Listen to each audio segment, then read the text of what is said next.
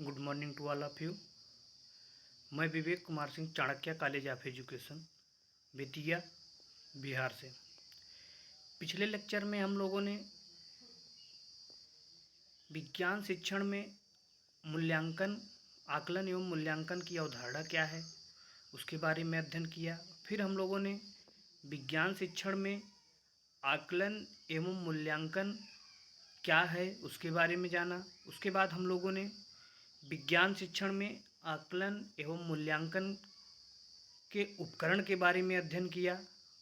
और हम लोगों ने विज्ञान शिक्षण में आकलन एवं मूल्यांकन के सोपान क्या क्या हैं उसके बारे में अध्ययन किया। आकलन एवं मूल्यांकन के उदाहरण क्या हो सकते हैं उसके बारे में अध्ययन किया। और आज हम लोग विज्ञान शिक्षण में मूल्यांकन के कार्य क्या है, फंक्शन क्या है, उसके बारे में अध्ययन करेंगे। आज हम लोग विज्ञान शिक्षण में डीएलएड सेकेंड ईयर के यूनिट 4 से विज्ञान शिक्षण में मूल्यांकन के कार्य क्या क्या होते हैं उसके बारे में अध्ययन करेंगे। विज्ञान शिक्षण में मूल्यांकन के प्रकार या फंक्शन। शिक्षक के कार्य का जो एक प्रमुख पक्ष विद्यार्थी की प्रगति का मूल्यांकन करना। शिक्षक का जो कार्य होता है उसका एक प्रमुख पक्ष होता है कि वह विद्यार्थी की प्रगति कितनी हुई है उसका मूल्यांकन करे। अर्थात हम इस प्रकार से कह सकते हैं, शिक्षक का जो महत्वपूर्ण कार्य होता है वो शिक्षण कार्य के बाद देखे कि एक छात्र मेरे द्वारा उसका मूल्यांकन करे कि कितना उसको मैंने क्या सिखाया और कितना वो ग्रहण कर पाया, उसको जानकारी कितनी हुई। उसके बाद शिक्षार्थी के स्थान और उसकी प्रगति के स्वरूप। शिक्षार्थी का स्थान क्या है और उसकी प्रगति। शिक्षार्थी का स्थान उसकी प्रगति के स्वरूप का स्पष्ट चित्र प्रभावी शिक्षण है। शिक्षार्थी के स्थान और उसकी प्रगति के स्वरूप का स्पष्ट चित्र प्रभावी शिक्षण, जिसमें अधिगम का आधारभूत तत्व है। मूल्यांकन के प्रमुख प्रकार इस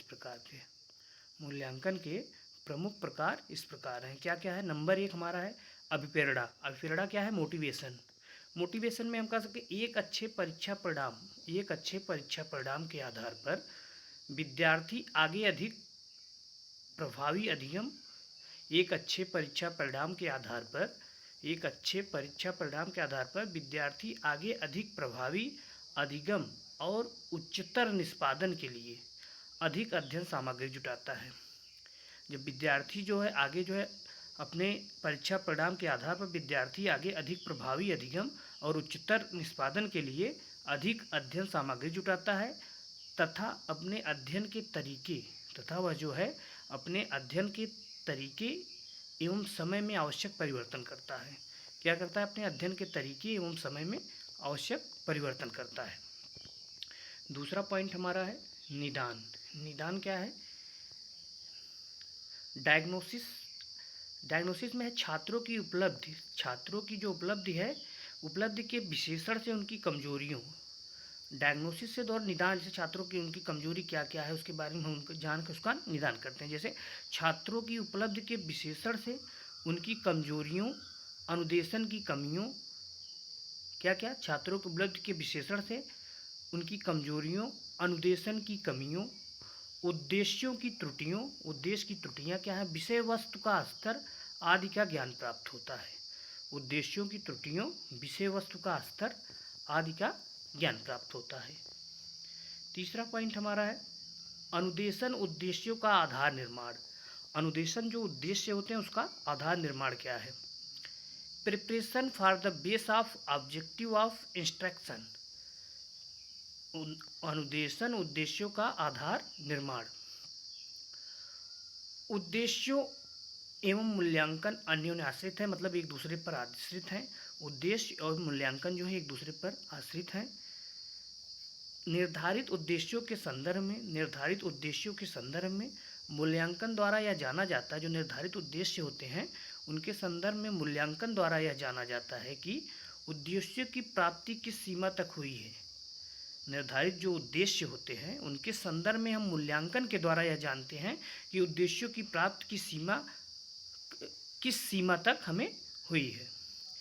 इससे शिक्षक को प्रतिपुष्टि, इससे जो है शिक्षक को प्रतिपुष्टि तथा मार्गदर्शन एवं परामर्श, इससे शिक्षक को प्रतिपुष्टि, मार्गदर्शन तथा मार्ग एवं परामर्श हेतु आधार प्राप्त होता है। इससे क्या होता है, शिक्षकों की प्रतिपुष्टि क्या है, उसका मार्गदर्शन एवं परामर्श हेतु जो है एक आधार प्राप्त होता है। चौथा पॉइंट हमारा है विद्यार्थियों की प्रोन्नति एवं विभेदीकरण, विद्यार्थियों की प्रोन्नति एवं विभेदीकरण, स्टूडेंट्स प्रमोशन ऑफ डिफरेंशिएशन, विद्यार्थियों की प्रोन्नति एवं विभेदीकरण, विद्यार्थियों की उपलब्धि के आधार पर, विद्यार्थियों की जो उपलब्धि होती है उसके आधार पर उनकी प्रोन्नति का निर्धारण एवं प्राप्तांक के आधार पर उनकी वर्गीकरण किया जाता है।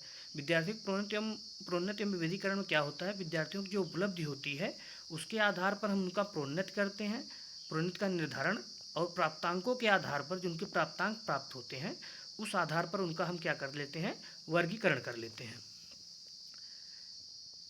पांचवा पॉइंट हमारा है शिक्षण प्रभाविता की जांच, शिक्षण प्रभाविता की जांच, testing the teaching effectiveness, testing the teaching effectiveness, शिक्षण प्रभाविता की एक प्रमुख माप, शिक्षण की प्रभाविता जो होती है उसकी एक प्रमुख माप विद्यार्थियों द्वारा उपलब्धि स्तर है।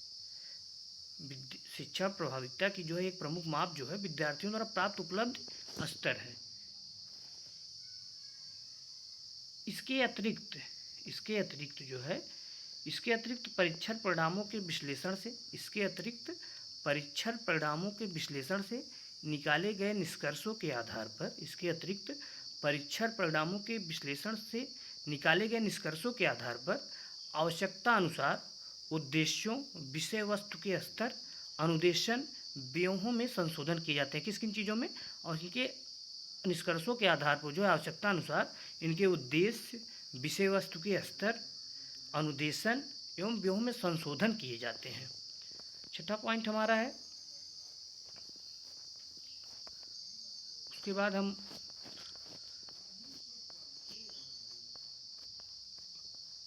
विज्ञान शिक्षण मूल्यांकन के कार्य में क्या आ गया हमारा, पहला है अभिप्रेरणा, मोटिवेशन, दूसरा है डायग्नोसिस, तीसरा हमारा है अभिप्रेरणा मतलब सामग्री जुटाता है इसमें तथा अपने अध्ययन के तरीके एवं समय में आवश्यक परिवर्तन करता है। उसके बाद निदान है, निदान में डायग्नोसिस, निदान का मतलब क्या कमियां हैं, त्रुटियां हैं, उसको जानकर उसको दूर करने का प्रयास करता है।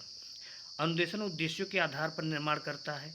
उसके बाद चौथे पॉइंट में हमारा विद्यार्थियों की प्रोन्नति एवं विविधीकरण, इसमें क्या होता है, विद्यार्थियों की उपलब्धि के आधार पर उनका प्रोन्नत करते हैं, प्रोन्नत का निर्धारण एवं प्राप्तांक उनका लेकर जो है उनके आधार पर उनका जो है वर्गीकरण कर देते हैं। और शिक्षण प्रभाविता की जांच, टेस्टिंग द टीचिंग इफेक्टिवनेस, शिक्षण प्रभाविता की एक प्रमुख माप जो है विद्यार्थियों द्वारा प्राप्त उपलब्धि का स्तर है। इसके अतिरिक्त परीक्षण परिणामों के विश्लेषण से, इसके अतिरिक्त जो है परीक्षण परिणामों के विश्लेषण निकाले गए निष्कर्षों के आधार पर आवश्यकता अनुसार उद्देश्यों, विषय वस्तु के स्तर, अनुदेशन, व्यूहों में संशोधन किए जाते हैं। हम लोग जो है विज्ञान शिक्षण में आकलन एवं मूल्यांकन में आज मूल्यांकन के कार्य क्या क्या होते हैं उनके बारे में अध्ययन किया। अब हम लोग अपने अगले लेक्चर में जो है विज्ञान शिक्षण में कठिन बिंदु क्या क्या हैं, उसके बिंदुओं की पहचान एवं अधिगम में मदद हेतु आकलन का क्या उपयोग होता है उसके बारे में अध्ययन करेंगे। अगले लेक्चर के बारे में थोड़ा जान लेते हैं। विज्ञान शिक्षण में जो कठिन बिंदु पहचान करते हैं उसके बाद अधिगम में मदद हेतु आकलन का उपयोग करते हैं। इसमें क्या होता है, इसमें हम निदानात्मक परीक्षण करते हैं, उसके बाद उपचारात्मक परीक्षण करते हैं। उपचारात्मक परीक्षण में निम्न प्रकार होते हैं, इसमें जो है हम कक्षा शिक्षण, सामूहिक प्रबोधन आदि जो है, व्यक्तिगत प्रबोधन, पर्यवेक्षण प्रबोधन, अभ्यासात्मक प्रबोधन आदि करते हैं। इसको हम डिटेल में अगले लेक्चर में हम लोग पढ़ेंगे। आज हम लोग यहीं पे समाप्त करते हैं। Thank you. अगले लेक्चर में अब हम लोग विज्ञान शिक्षण में कठिन बिंदुओं की पहचान एवं अधिगम में मदद हेतु आकलन का क्या उपयोग होता है उसके बारे में अध्ययन करेंगे। Thank you to all of you.